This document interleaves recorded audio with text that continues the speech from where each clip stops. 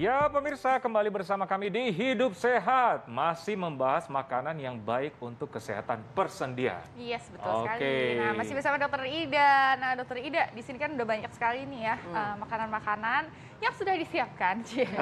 Enggak, kita nggak akan masak hari Langsung ini. kita makan ya kan? hari ini? Enggak, Belum? enggak. Bukan ya? Tapi ini dari sini nih dok, katanya nih memang bagus banget untuk kesehatan sendi kita dan juga tulang kita. Nah, di sini ini ya.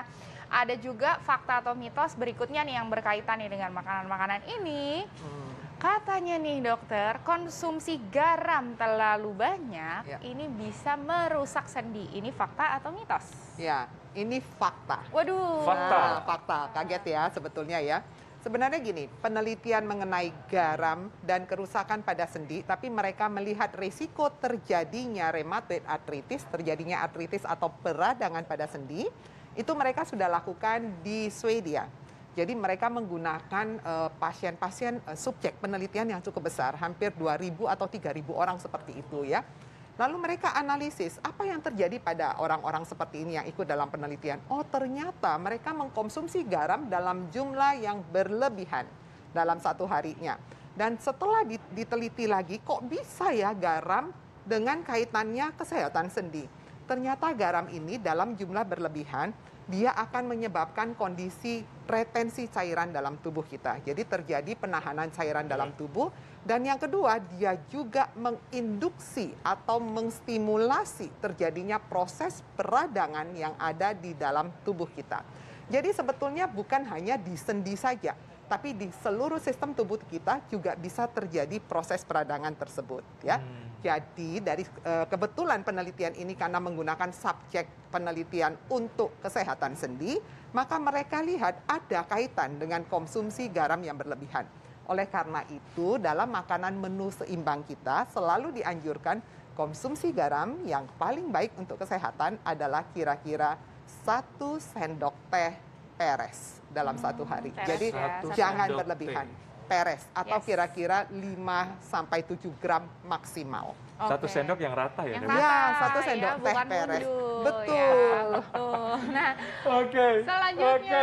Fakta mitos selanjutnya berkaitan dengan teh hijau nih dokter. Nah katanya teh hijau dapat mengurangi peradangan sendi dan memperlambat kerusakan tulang rawan. Fakta atau mitos? Ya. Ini sebetulnya bisa dua ya, fakta dan mitos ya. Saya akan jelaskan dulu. Jadi nanti kita akan lihat. Kalau dia untuk kesehatan sendi, jawabnya fakta. Tapi kalau untuk kesehatan tulang, nah ini bisa menjadi salah satu mitos. Pertanyaannya kenapa? Iya, gini, teh hijau ini kaya akan antioksidan. Namanya epigallocatechin galat. Jadi dia kaya akan golongan flavonoid. Tadi sudah saya jelaskan, untuk kesehatan sendi kita membutuhkan antioksidan supaya proses-proses inflamasi yang mengenai ke kesehatan sendi kita, ke tulang rawannya menjadi mereda atau menjadi lebih sedikit. Maka efek ini bagus sekali untuk kesehatan sendi. Namun, yang namanya teh ini, dia juga kaya akan kafein. Nah, kita tahu ya, kafein itu bukan cuma ada di kopi, tidak. Kafein juga ada di kopi, teh, soda, dan coklat. Jadi kalau saya bilang bagus, artinya konsumsinya juga bukan berarti satu hari harus 1 galon, tidak ya. Jadi konsumsi teh juga tetap harus jangan berlebihan. Kenapa? Karena kafein ini dalam tubuh dia juga bisa menarik kalsium. Jadi dia meningkatkan pembuangan kalsium nanti melalui urin ya. Jadi kalau saban hari kita makanin yang namanya minumin teh terus dari pagi sampai malam dalam jumlah yang besar, banyak dan pekat, kandungan kafeinnya menjadi lebih besar, hati-hati jangan-jangan nanti kita kandungan kalsiumnya menjadi lebih rendah. Karena dia juga bisa mengganggu penyerapan kalsium. Jadi efeknya dua. Yang satu mengganggu penyerapan kalsium. Dan yang kedua karena dia kaya akan fitat.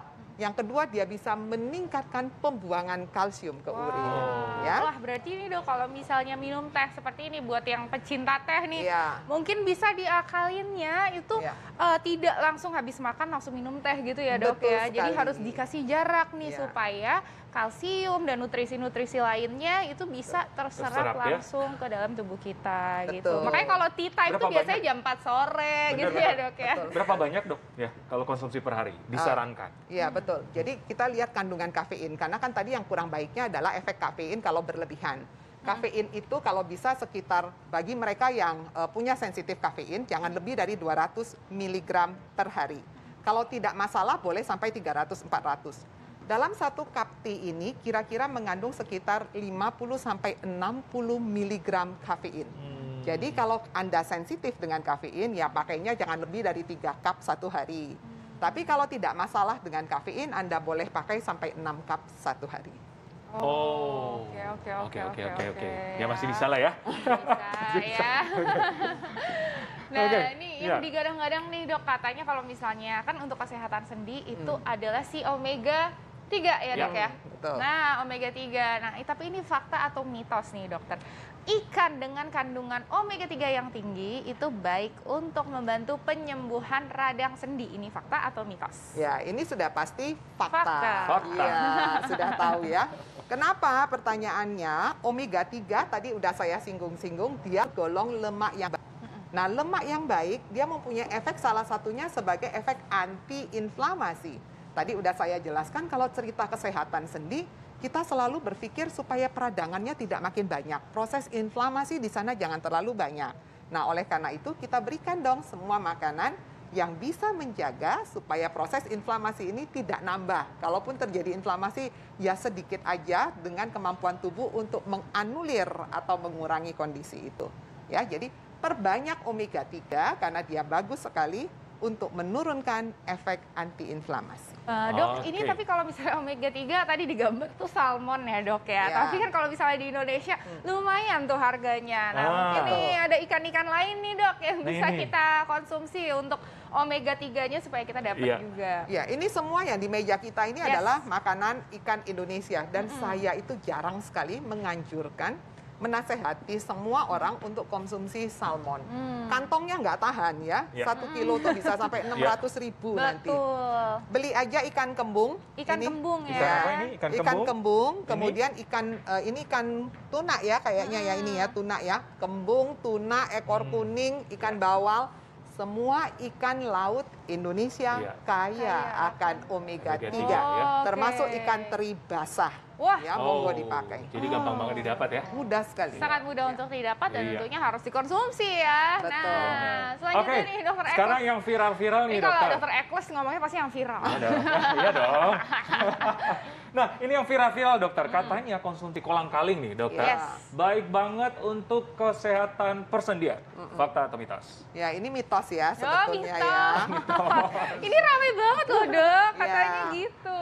Betul sekali. Gini, sebetulnya kenapa dia ramai di masyarakat tidak bisa disalahkan juga karena kandungan dari kolang-kaling itu dia kaya akan polisakarida atau golongan karbohidrat ya, gelatin yang merupakan salah satu bahan yang dibutuhkan untuk membentuk kondroitin kartilago atau tulang rawan.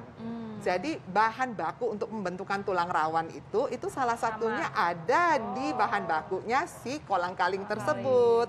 Ya, tapi bukan berarti kalau ada di sana pasti bagus dong untuk kesehatan sendi kita. Nah, itu ada dua, ada yang memberikan hasil yang bagus dan yang tidak. Jadi kalau kita bicara nutrisi sekarang, nutrisi itu banyak sekali yang bersifat individual. Jadi mungkin baik buat saya, buat Dokter Ekles mungkin nggak punya efek apa-apa. Nah, artinya apa? Kalau Anda radang sendi lalu Anda saban hari hanya menggunakan kolang-kaling, nah itu bohong lah, itu jangan. Tapi kalau dalam makanan kita, dalam kolak ada kolang-kaling, dalam manisan kolang-kaling, boleh nggak? Ya boleh, dia kaya akan serat, vitamin C, dan juga gelatin tadi. Ya? Betul sekali ya. Jadi tidak semata-mata memang udah pasti, mungkin mentang-mentang kelihatannya sama gitu ya, sama kayak sendi. Jadi dipikirnya begitu, padahal tidak ya. Oke, selanjutnya ini di sini banyak ada buah-buahan, terus ada protein hewani juga ya dok ya.